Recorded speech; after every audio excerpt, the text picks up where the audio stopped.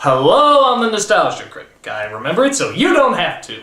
Say, have you ever wanted to see Carrie Elways, Gary Oldman, Urkel, Gabriel Byrne, Pierce Brosnan, Balky from Perfect Strangers, Jane Seymour, that chick from Heroes, Don Rickles, and Eric Idle in a movie together? No, nobody wants to see that! But they did it in this fucking piece of shit called Quest for Camelot!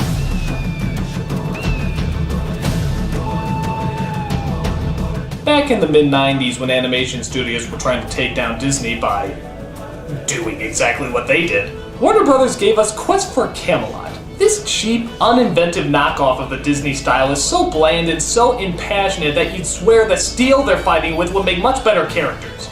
And actually, some of them do, but I'm getting ahead of myself. Let's take a look at this medieval blast from the ass and see why I should have stayed in the Dark Ages. So we start off in Pride Schlock as we see our main hero who's a girl named Kaylee.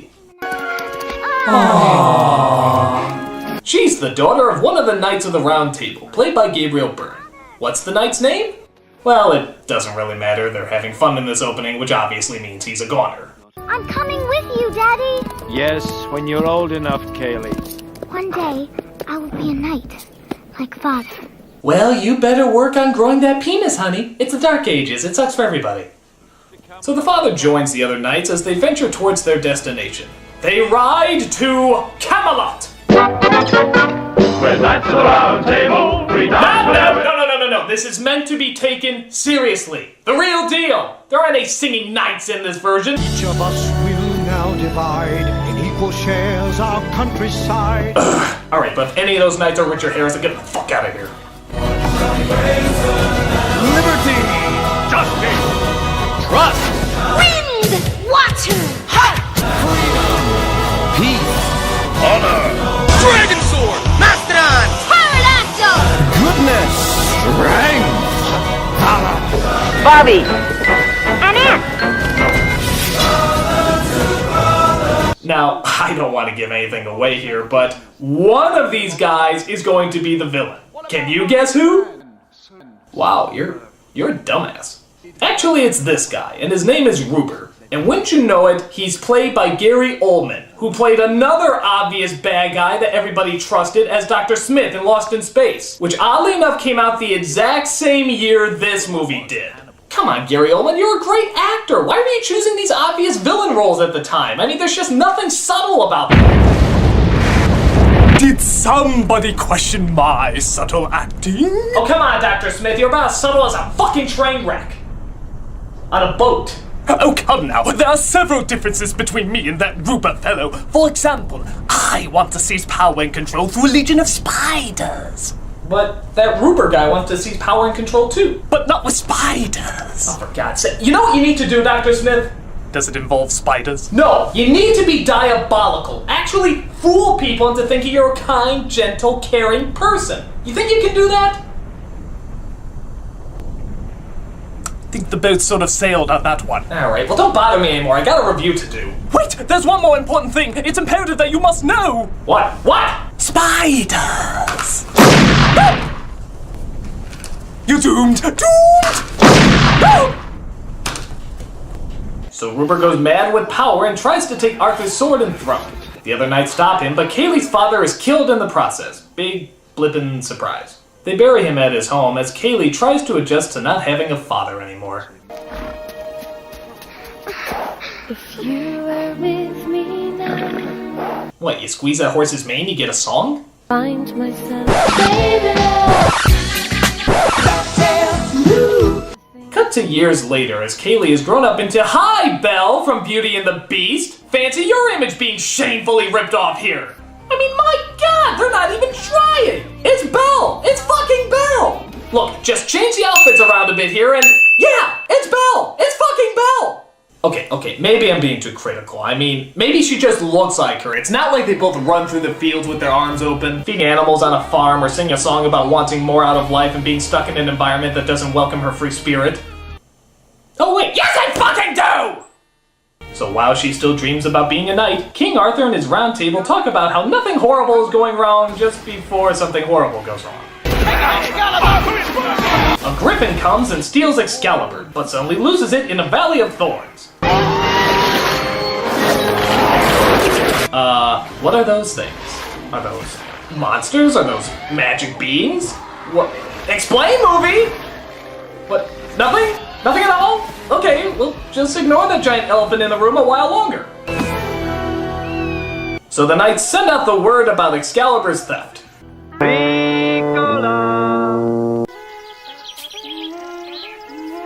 Excalibur, it's been stolen. I should know, I speak horn. So Kaylee wants to be a great knight by finding Excalibur and returning it to Camelot. That's a job for the knights, not for a young girl. But I want to be a knight. Or go on grand adventures, fighting evil, rescuing damsels in distress. Hello, hot character trait. What is a damsel anyway? Goodbye, hot character trait.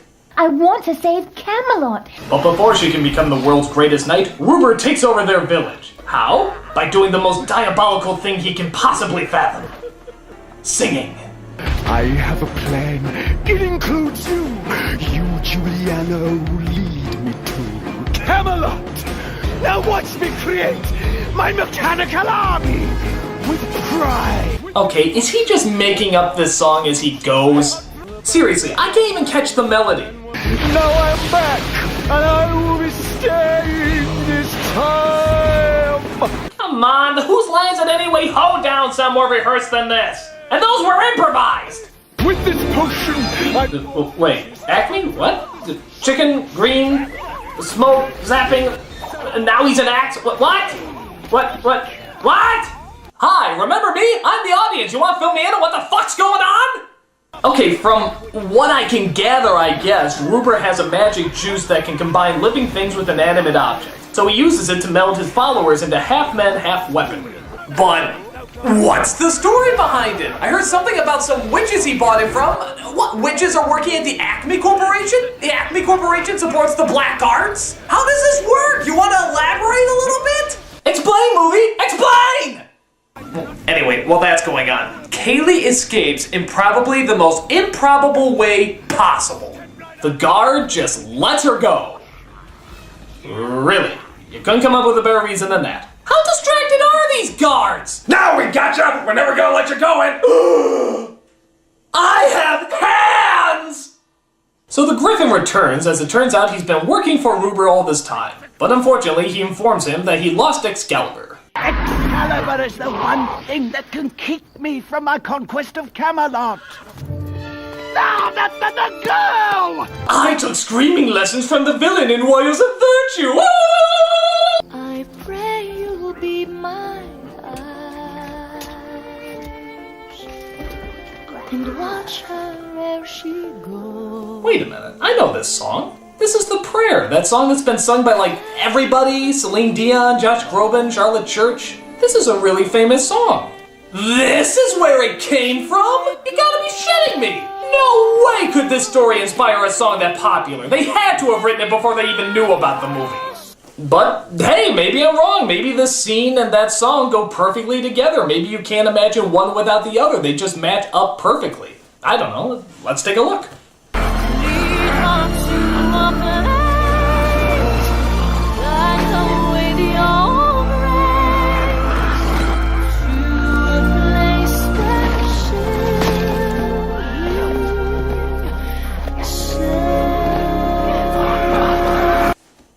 Unbelievable! Not even close! I have never seen a song so poorly matched up. You got monsters with weapons for hands, a young woman fleeing in fear, a chase scene into a creepy forest, and a chicken who's a fucking axe! Are those really the images that come to your mind when you hear this song? If so, then you are fucked! I mean, this song simply doesn't go in an action scene. How would you like it if in Sin City they started playing this song over the really intense moments? Lead us through a place, guide us with your grace, to a place where we'll be safe.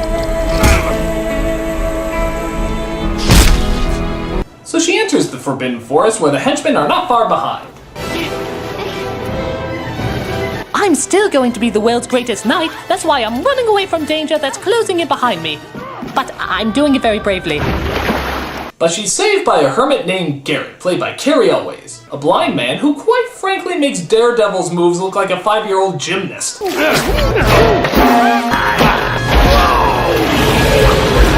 So Kaylee tells Garrett about the stolen sword as they rush to retrieve it. Right. We're going after it. Great! Not you. Me and Aiden. We work alone. Yes, in medieval times, even a blind man has more credibility to go into danger than a woman does. It pays to have balls. Well, I see no reason why I can't come along. I know the sound. Ah! Whose voice is that? Carrie Elway suddenly transformed into Clay Aiken. Like every tree stands on its own. Reaching Wait, how can the plants move? What? The leaves are flying? What is this? This is Camelot, not fucking Fern Golly! How the fuck are they able to do this? reaching for the sky, I stand alone. I'm sorry, this just really irritates me. Why do the plants fucking move? You're not writing Lord of the Rings, you can't just make up your own theology. This one already exists. If you're gonna have plants move, you have to have a reason for it. Explain, movie! Explain!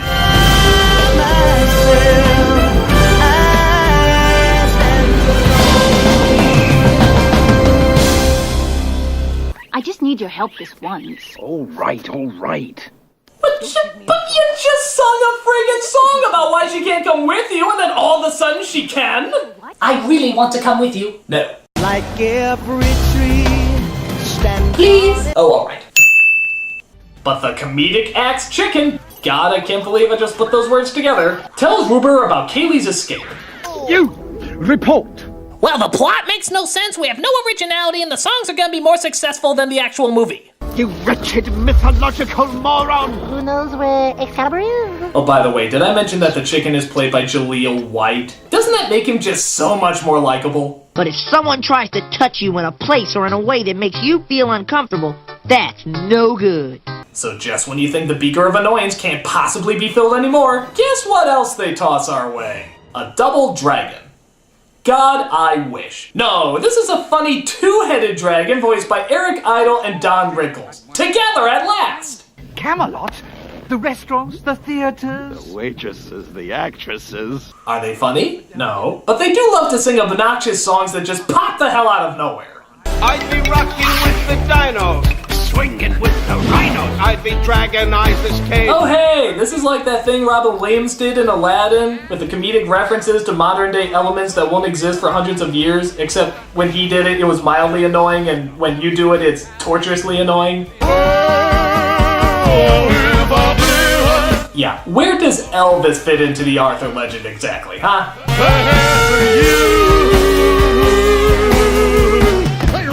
Thank you. Devin has left the building. You never sung before, have you? Come on, Garrett. You don't need him, honey. So, what? We're just gonna move forward like nothing happened? Those two dragons just sung a 3-minute song and you're not even going to acknowledge it?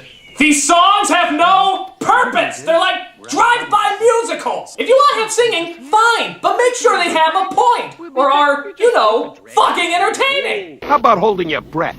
So Ruber catches up with our heroes and attacks them. Get down! But they all escape as Kaylee gets Garrett somewhere safe to mend his wounds. I'm sorry. Look at the sky. Oh, shut up! Does everybody have to sing in this movie? Look at him. It actually looks like it's hurting as he sings. Why would you sing if you're in pain? Are you afraid a talent scout's gonna drop by on your deathbed? I hear your heartbeat just going for miles, and suddenly I know why. Wait. No, you can't get away with that movie. You need some explanation. How did a leaf evaporate into his skin and just magically cure him? No, that does not happen, movie. That just does not happen. Unless you, explain! So after the healing touch of leaves, they make it to the cave where Excalibur is. And it turns out it's being held by a rock biter. A rock biter? A rock biter. For God's sakes, you're not even trying. First you rip off Belle, and now you gotta rip off the Rockbiter from Neverending Story. This is just painful. Rockbiter, what were you thinking? It looked like a good, strong script, didn't it? The bad guys enter as well, but luckily our heroes get Excalibur before they can touch it.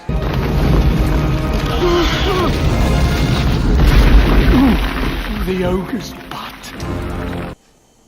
Did he just say the ogre's butt? The ogre's butt. Okay, that's not a sentence, that's a noun. That's not even a good noun. In fact, this is where Gary Oldman should have known this movie was going to suck, when he had to just say the line, the ogre's butt. Gentlemen, I want to talk to you about this line. Which is that? The ogre's butt. What about it? Is that it? Simply the ogre's butt? Yeah, it's an ogre's butt. What's wrong with an ogre's butt? Oh, nothing. I have nothing against the ogre's butt. I'm sure the ogre's butt is lovely. However, there doesn't seem to be any reason for the ogre's butt. How about perhaps a verb or predicate clause like look out for the ogre's butt, or oh no, we are under the ogre's butt, or if you'll permit me, woe is me and all others who are trapped under ogre's butt. Yeah, ogre's butt is in plural. Duly noted, but at least that one came with a conjunction. Grammatically speaking, I think that makes the ogre's butt much more palatable. Look, just stick to the script. But I ask you, how does it make any sense? I'm a Shakespearean-trained actor. Hey, weren't you that spider in Lost in Space? Ogre's butt it is. Get to work, puppet. So our heroes get out and finally make it home. Camelot. It's only a model. Shh. Oh, Garrett. But just as they're about to hand in the sword together... You deliver it. I don't belong in that world. What do you mean you don't belong? You're incredible! You see better than how most people can see! In fact, are you even blind? Come on, Aiden. Like every tree. No! This makes no sense. You don't belong in a world with cozy houses, comfy beds, and guaranteed security, but you do belong in a world of killer plants, giant monsters, and dragons that can fucking eat you. Hello, you're not hard of hearing, just listen to a good opportunity and take advantage of it. You moron! Well, of course, the bad guys catch up with Kaylee and steal the sword away from her. Rupert takes the potion out of his cleavage and forges Excalibur onto his arm. Thus, Kaylee is kidnapped and uses leverage for her mother to get the villains into Camelot. Oh, and in answer to your question earlier, honey, about what a damsel in distress is, it's a stupid female who knows how to take care of herself, but yet constantly has to be rescued. In other words, yo! Not a word. It's Lady Juliana! Lower the bridge at once! Also let in the dark shadowy figure with the black hood, black horse, and black saddle. I'm sure he can be totally trusted. I'm still the world's greatest knight. Bladebeak, at your service. What? Wait a minute! When did the chicken turn into a good guy? There was no transformation scene, he didn't talk to anyone? There wasn't even a line of dialogue! Aren't you gonna fill us in, movie? Aren't you gonna let us know what's going on? Just act.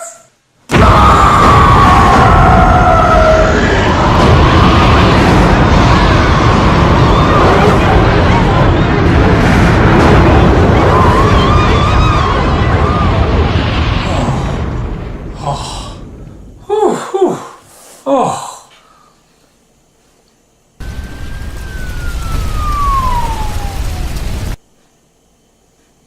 Sorry. So Kaylee escapes, Rupert attacks, and Garrett changes his mind and comes back to help. You've got to ask yourself, do I feel clucky? Well, do ya, punk? Sorry, I'm going for two! Ah, that's it, I'm wrapping it up! They corner Rupert at the stone that Excalibur was pulled out of and trick him into slipping it back in. This causes some magical bullshit that blows him up and, get this, magically heals everybody. Why? How? I refer you to my first nuclear explosion. That's right, everyone is totally and permanently healed, except for the blind guy. Hey, what the hell? Give the fucker his eyes, you bastards! What? What? Was saving everything that could possibly be saved in this movie just not enough for you? Excalibur's a bunghole! So Kaylee and Garrett are finally made knights. All the people rejoice and celebrate by inventing Riverdance. Well done, Hayden. I did absolutely nothing. I was a complete waste of animation.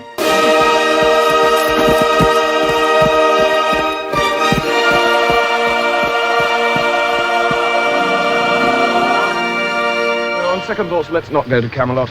It is a silly place. Right. Yeah, I think Arthur summed it up there.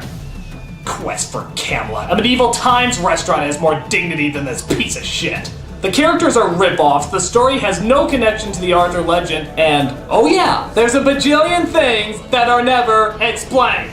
In fact, I want an answer. I want an answer right now. And not only do I want an answer, I want answered as the most innocent, perfect being that I can think of, Mary Poppins. That's right, Mary Poppins is gonna be my representation of this movie. So tell me, Mary Poppins, how do you explain this bullshit that we just witnessed? First of all, I would like to make one thing quite clear. Huh? I never explain anything. Fuck you, bitch! Oh my god!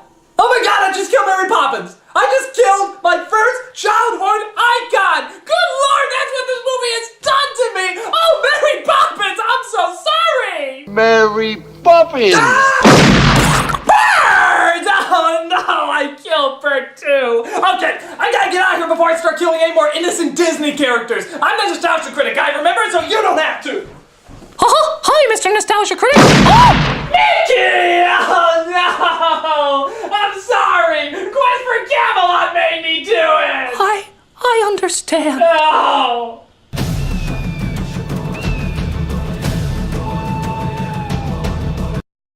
The ogre's butt.